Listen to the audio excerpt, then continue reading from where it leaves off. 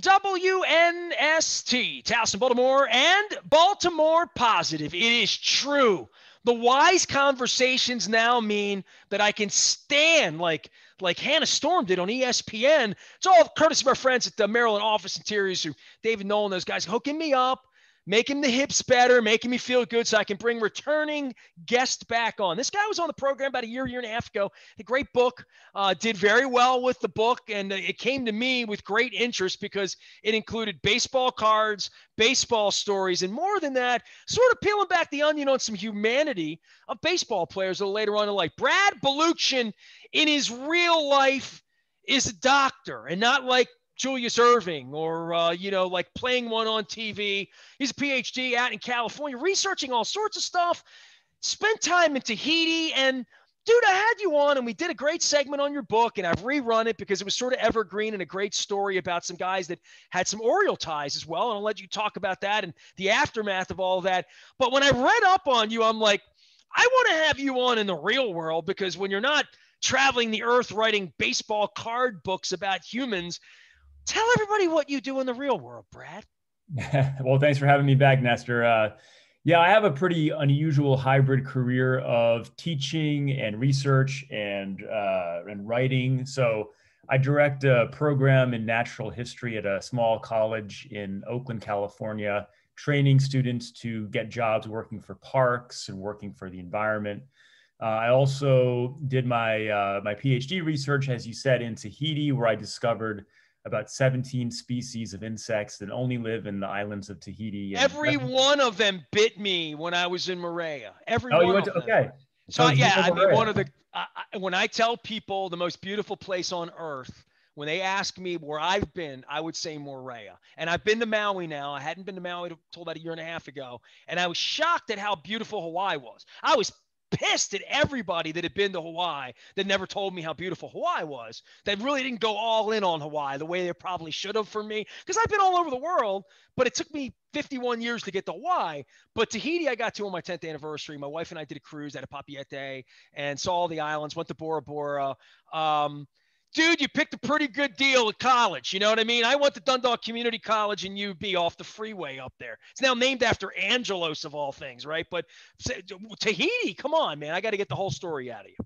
Yeah, and you're right. So Moorea was the island where I lived for a whole year during grad school. Jimmy Buffett wrote a song. Yeah, I lived on the island. My house was made of about 7 different materials, including, tin, a palm tree trunk. There was basically no roof. On purpose. Sustainability was your study, correct? Yeah, but also that's just, it's easy to live without much of a roof when it's like 79 degrees every day. It's ideal, isn't it?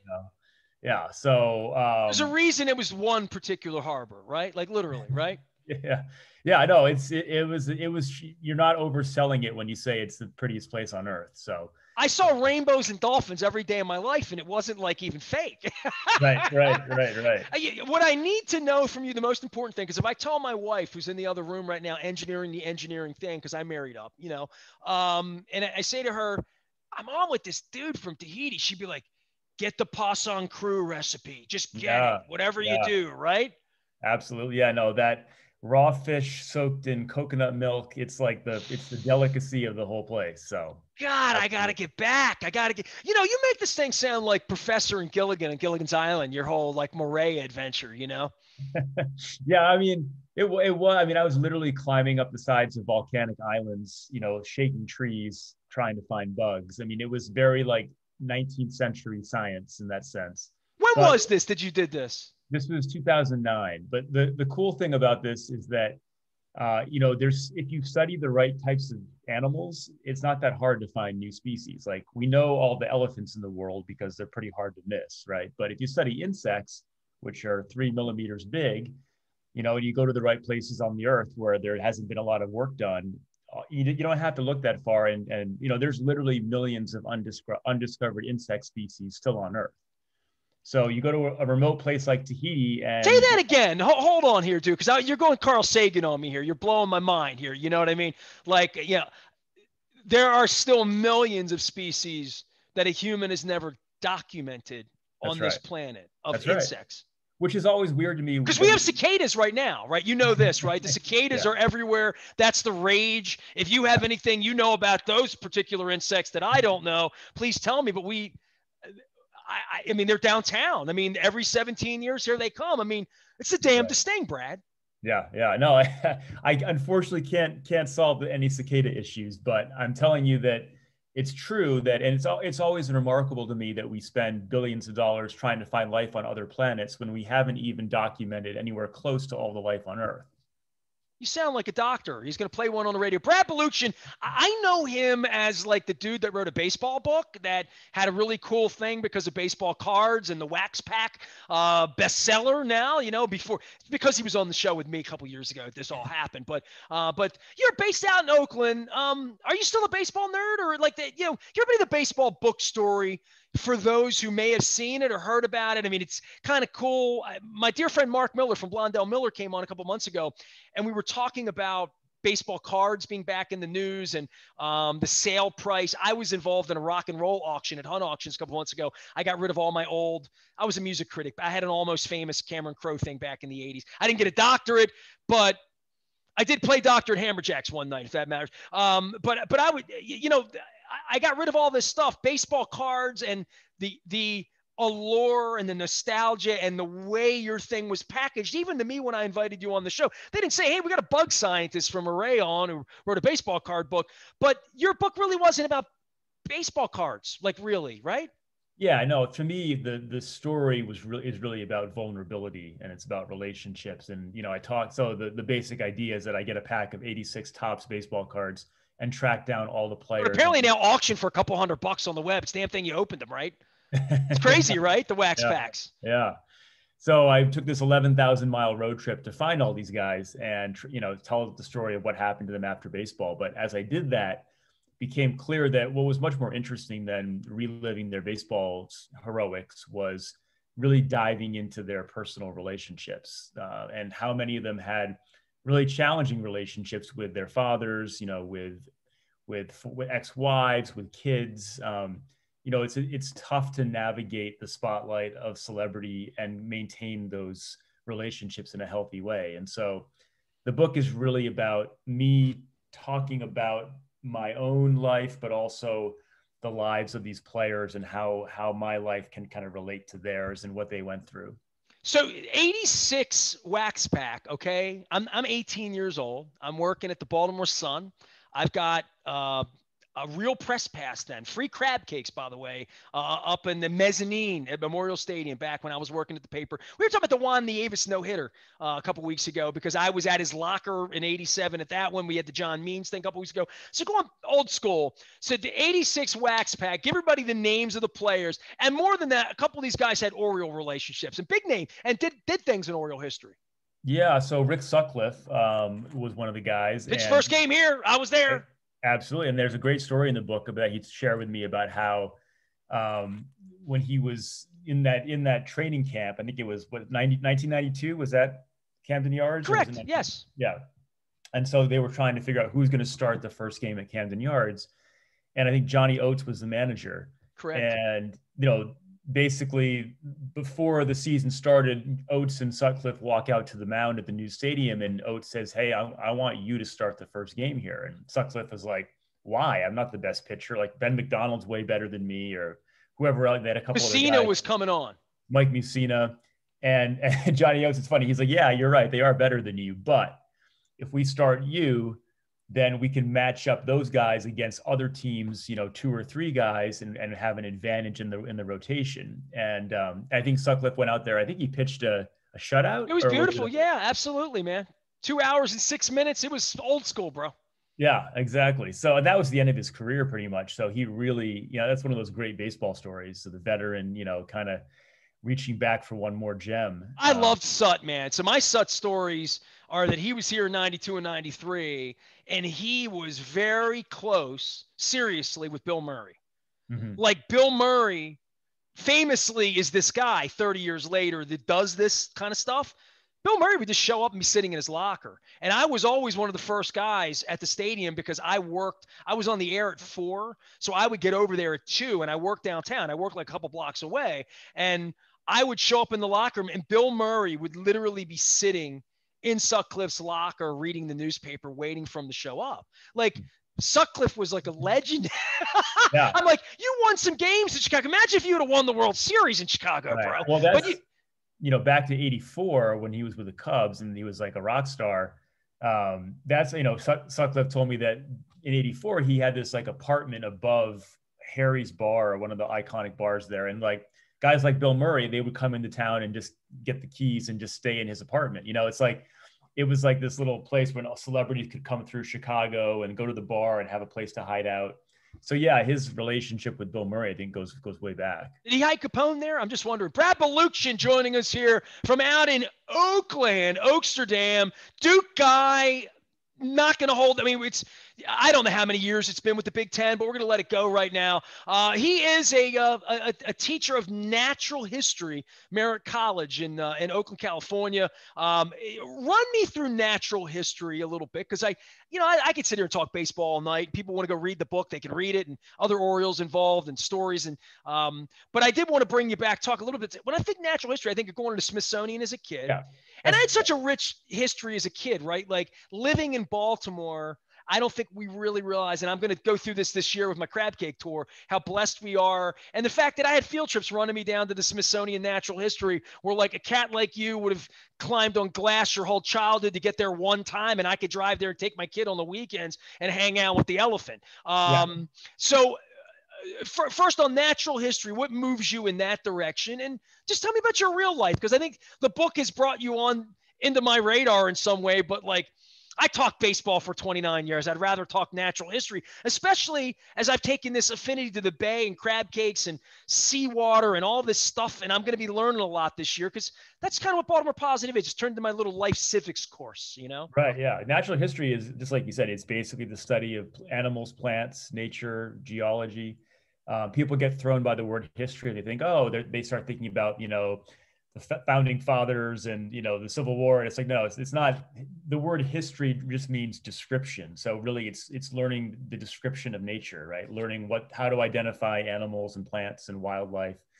And so I tell people, like, if you like the old school Discovery Channel documentaries, if you like going to Smithsonian or any natural history museums, you'll like natural history, because it's basically just teaching you how to understand and identify all the critters, all the animals and plants that are out there. And there's never a minute I walked to the Smithsonian as a kid or even as an adult, I haven't been there in a little while, but that I'm not bewildered. And now in the modern era, how much bigger, better, bolder, how realistic HD everything, like the experiential part of all of it, right? That it used to just be a stuffed creature in the museum. Now everything sort of comes to life. I mean, it's a wonderment to be a child. Again, for me, I can't imagine what it'd be like to be a real child, right? Right. I mean, it's great because it taps into what fascinated us as kids. I think as kids, a lot of us could really, just like baseball cards, right? These are the things that I'm doing at age 40 are the same things that I did at age 6. I'm larger than life heroes. I'm studying baseball cards by writing books about them. I'm studying insects. When I was a kid, I was putting insects in jars and collecting them. And now I'm teaching about them. And again, like if you want to eat a cicada, you better hurry. You got a couple weeks left here. There's, the fact that there's millions of undiscovered species of insects out there means there's still Are you a bug guy by nature, or like, is that just one of the things you've done? That's just one of them. I'm really like my major in college was called island biogeography. So I knew since I was a little kid, I wanted to study islands. That's what I want to do when I grow up. I'm going to study islands. I mean, it was pretty smart, actually. I'm looking at the Seychelles right now, Zanzibar, Right. I mean, a couple places I haven't been, There's some pretty good islands out there. Mykonos, there's a couple I haven't been to that are on my list. Yeah. So my first job out of college was working at Islands Magazine, which no longer exists, but I used to buy that and think I want to go to Tahiti.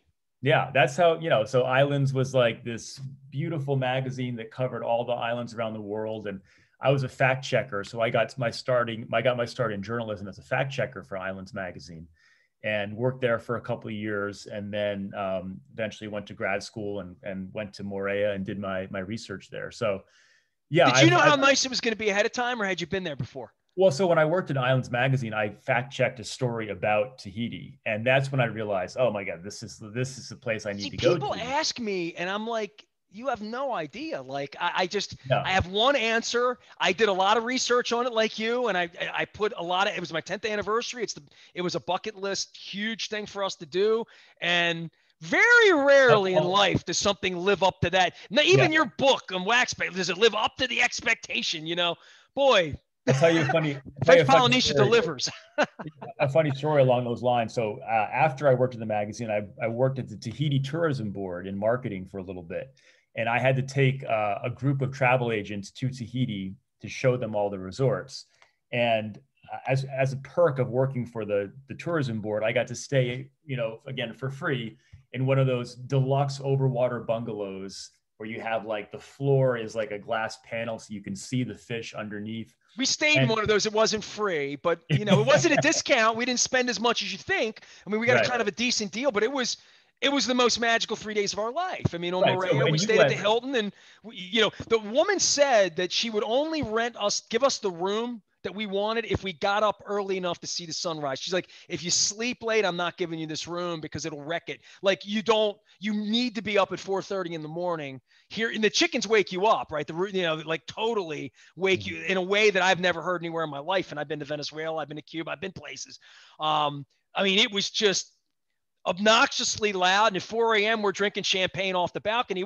It was truly one of those romantic, awesome, something that like I don't talk about much on the radio. I think I talked about it 10 years ago when I went, but to have anybody tell me where to send somebody, I send them. And you're like the poster child. How much time did you spend there?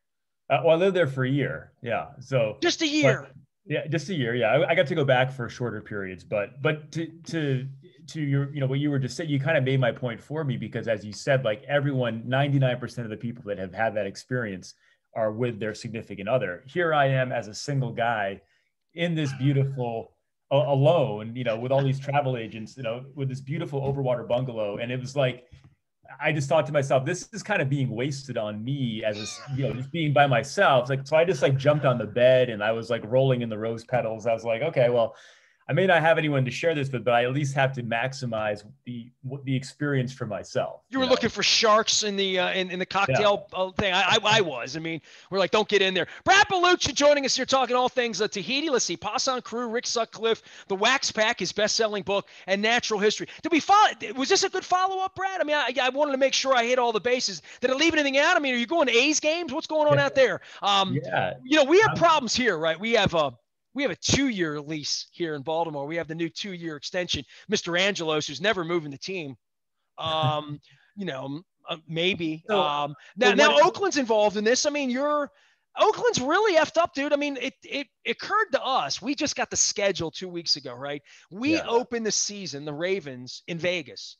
And when I said to my wife, we're in Vegas, and we're like, we don't get to go to San Francisco anymore. Like, this isn't good. This is kind of like when the Chargers left. I'm like, this isn't good. I mean, I'll go to LA. I like LA, but don't take San Diego away from me.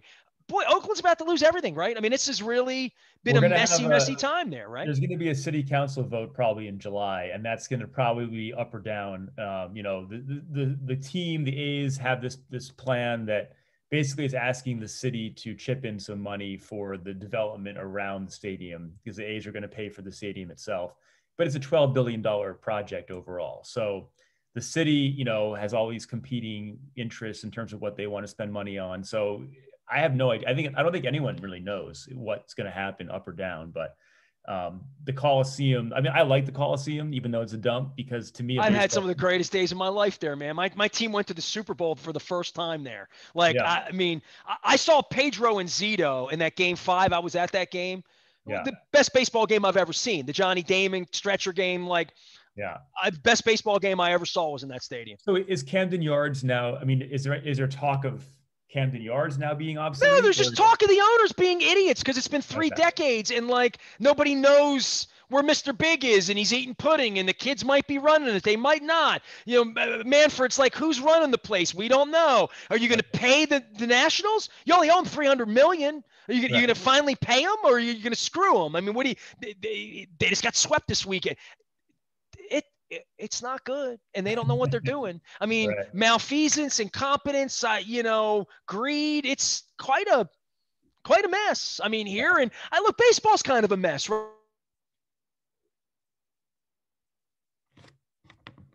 Like you and I at Shea Stadium. Like baseball for me, they have a long way to go to win back me and people and interest and 4 hours a night. And I mean, I think they're really struggling, certainly in this market with a guy named like Aparicio here. Yeah.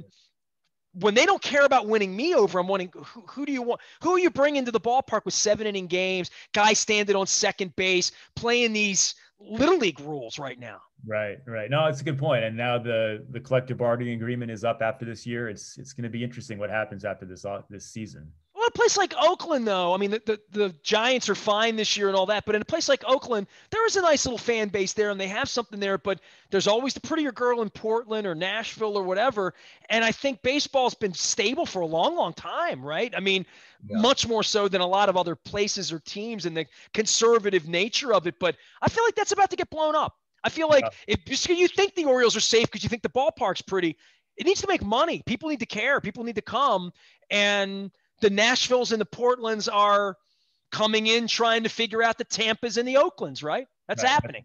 I think that's right. Yeah. Yeah.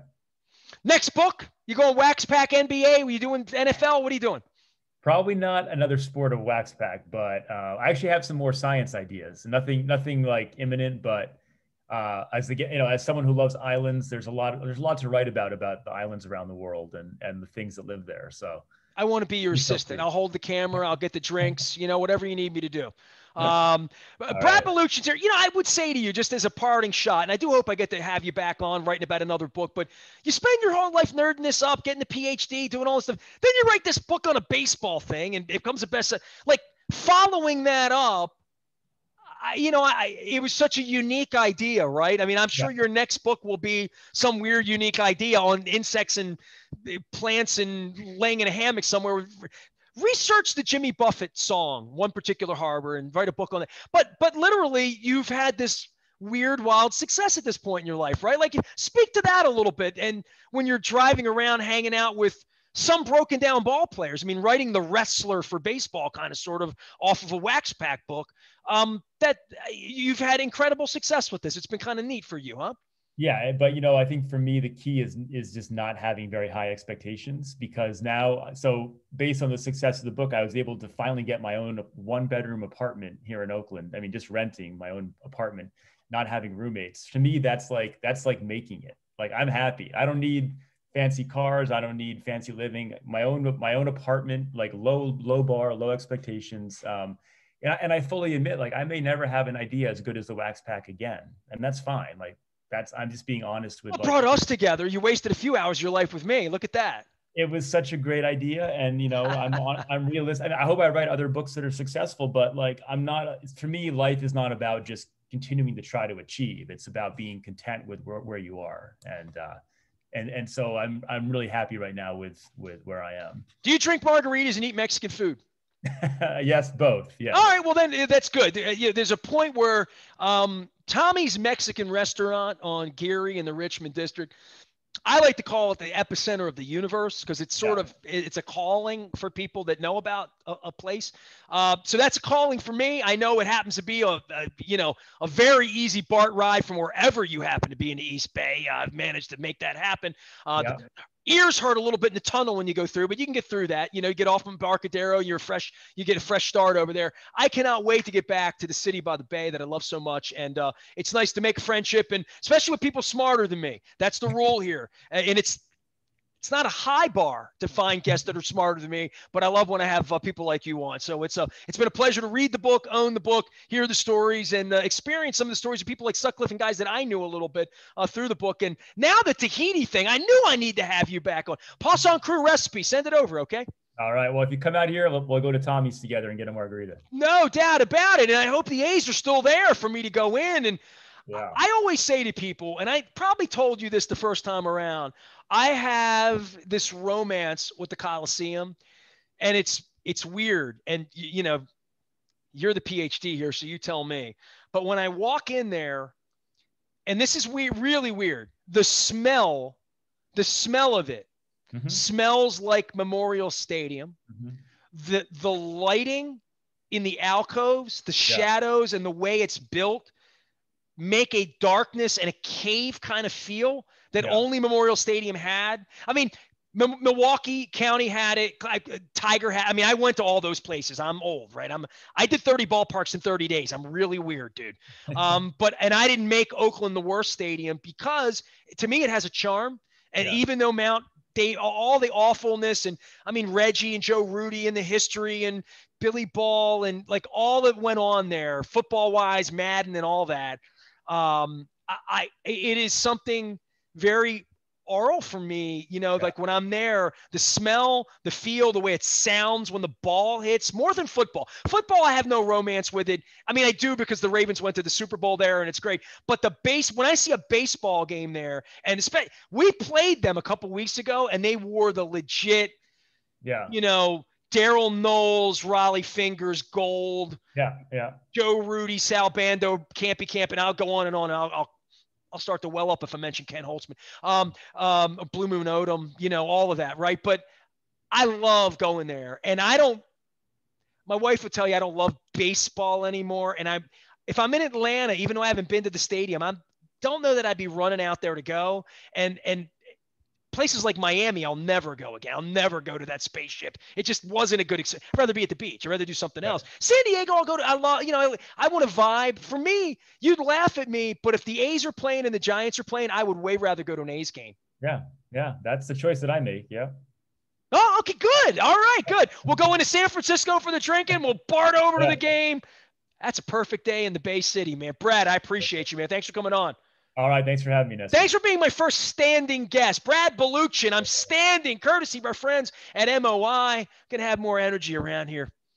The show's going to go from good to great. Oh, that's another book. That one's already written, Brad. Sorry. We'll get him on at some point too. Brad Balukjian, best-selling author from the book The Wax Pack. Make sure you're checking him out for all things Tahiti in the future and a Poisson Crew recipe and maybe an A's game as well. I am Nestor. We're doing Wise Conversations here, all brought to you by friends at Wise Markets. We're having one about berries and fruits and dogs and cats and animals and all sorts of good stuff, including some Maryland crab cakes coming your way. I am Nestor. We are WNST.net, AM 1570. Taos in Baltimore. We never stop talking Baltimore positive.